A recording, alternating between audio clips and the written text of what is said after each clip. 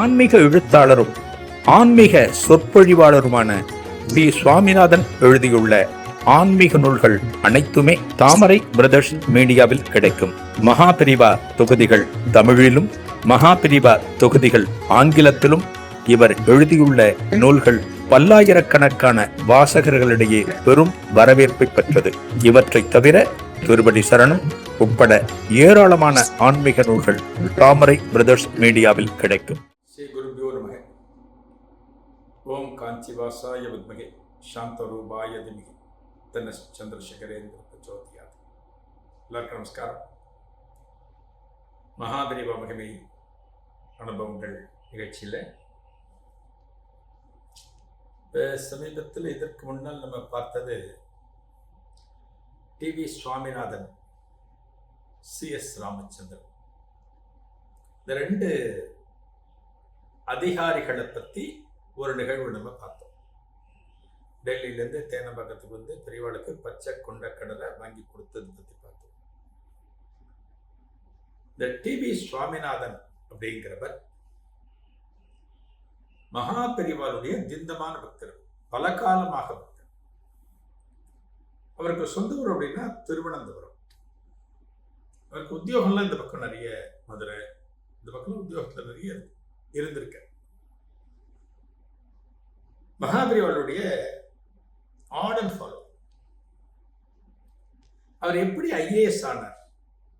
இப்போ ஐஏஎஸ் அப்படிங்கிறதெல்லாம் ஒரு பிகாம் பிஎஸ்சி படிக்கிற மாதிரி கிடையாது. ஐஏஎஸ்ங்கிறது தனியாக அதுக்கு லட்சியம் இருக்கணும், வெறி இருக்கணும், உழைப்பு இருக்கணும், முயற்சி இருக்கணும், ஹார்ட் ஒர்க் நிறைய இருக்கணும். ஐஏஎஸ்லாம் சாதாரண கிடையாது. எப்படி டி.வி. சுவாமிநாதன் ஐஏஎஸ் ஆனார் அப்படின்னா மகாபிரிவா தான் காரணம். மகாபிரிவா காரணம் இல்லை, மகாபிரிவோட அனுகிரகம் காரணம். இவருக்கு ஆசை இருந்தது. யாருக்கு? டி.வி. சுவாமிநாதனுக்கு ஒரு ஆசை இருந்தது.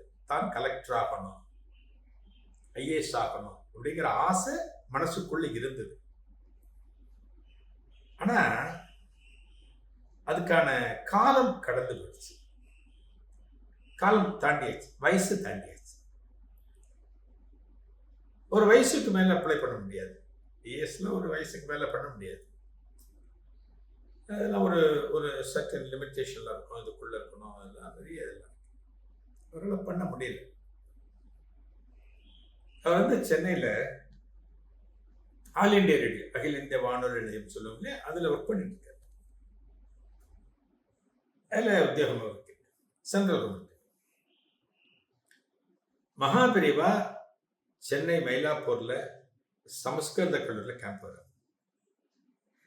ஆல் இண்டியா ரேடியோ இருக்கிறது மயிலாப்பூர் சாந்தம் பீச் கிட்ட. மகாபிரிவா சமஸ்கிருத கல்லூரியில கேம்ப் இருக்க, தொடர்ந்து இங்கதான் இருக்க, பூஜை பண்றார். இதெல்லாம் தெரிஞ்ச பிறகு டெய்லி பெரியவாளை தரிசனம் பண்ண வந்துடுவார். யார? டி.வி. சுவாமிநாதன். டெய்லி பெரியவாளை தரிசனம் பண்ணுவார். கூட்டமான கூட்டம் இருக்கு. பெரியவா தரிசனத்துல ஒரு ஆனந்தம் அவருக்கு. ஐஏஎஸ் ஆக முடியலையே, ஐஏஎஸ்க்கான காலம் கடந்து போயிடுத்து, மனசுக்குள்ள ஒரு ஏக்கம் இருக்கு. அதெல்லாம் அத்தனை சீக்கிரமா அதெல்லாம் ஆறாது. பெரியவாள் ஒரு நாளைக்கு தரிசனம் பண்ண வந்திருக்கிறப்ப கூட்டமான கூட்டம், பயங்கர கூட்டம்.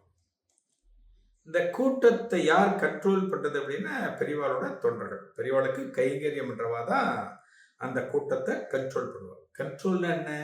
ரொம்ப அன்பா கட்டுப்படுத்தணும். எல்லாருமே எங்கோ ஒரு இடத்திலிருந்து பெரியவா தரிசனத்துக்காக கஷ்டப்பட்டு வந்திருப்பார். அவளை அத்தனை சுலபமா புறக்கணிக்க முடியாது. நீங்க அப்படி வாங்க, இப்படி வாங்க, போங்க, பின்னாடி போங்க அப்படின்னு சொல்ல முடியாது. ரொம்ப நாசூக்கா சொல்ல, ரொம்ப நாசூக்கா சொல்லிதான் அவர்களை கண்ட்ரோல் படுத்தி மகாபிரிவட்டை அனுப்பணும். அன்னைக்கு அந்த பணியில பெரியவா தொண்டர்கள்லாம் ஈடுபட்டு இருந்தார். அன்னைக்கு சுவாமிநாதனும் தரிசனம் இருந்தார். ஒரு ஓரமா நின்றுட்டு இருக்கார், ஒரு மனுஷன் நிற்கல, ஓரமா நிற்கிறார். அங்கிருந்தே பெரியவாளை ஆனந்தமா தரிசனம் பண்ணிட்டு இருக்க.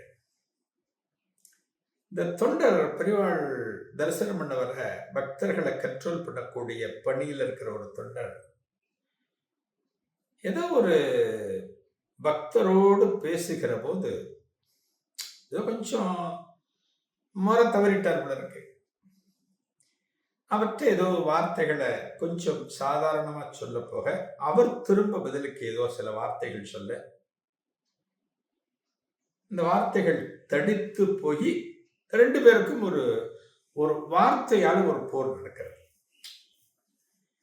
ஒரு சண்டை அப்படிங்கிறதெல்லாம் 2 பேருக்கு நடத்துற சண்டைன்னா ரொம்ப எடுத்தோட சண்டை ஆரம்பிக்காது, சின்ன பிரச்சனையா இருக்கும். இதை இப்படி பார்த்து பண்ணிருக்கலாமே அப்படின்னு சொல்லியிருப்பார். அது என்ன பார்த்து பண்றது, நான் பார்த்தா பண்றேன், உங்களுக்கு எப்படி தெரியும் அப்படின்னு எதிராக கொஞ்சம் கோபப்பட்டான்னு வச்சுக்கோங்க. உதாரணத்துக்கு இவர் அப்பவும் கொஞ்சம் படிஞ்சு பேசுறவாளும் இருக்கா. ஆனா ஒரு கட்டத்துல எதிராளி ஒரே வேகத்துல இருக்கிற போது நமக்கும் ஒண்ணு இருக்கு இல்லையா, நமக்கும் சில குணங்கள்லாம் இருக்கு இல்லையா, இந்த நல்ல குணங்கள்லாம் மறந்து போய் துர்குணம் வந்துடும், நம்மளும் கத்த ஆரம்பிச்சிடும். இப்படிதான் சண்டைகள்லாம் ஆரம்பிக்கும். இந்த தொண்டரை எவ்வளவோ கைங்கரியம் பண்றவர் ரொம்ப பாசிட்டிவா சொல்லி பார்க்கிறார்.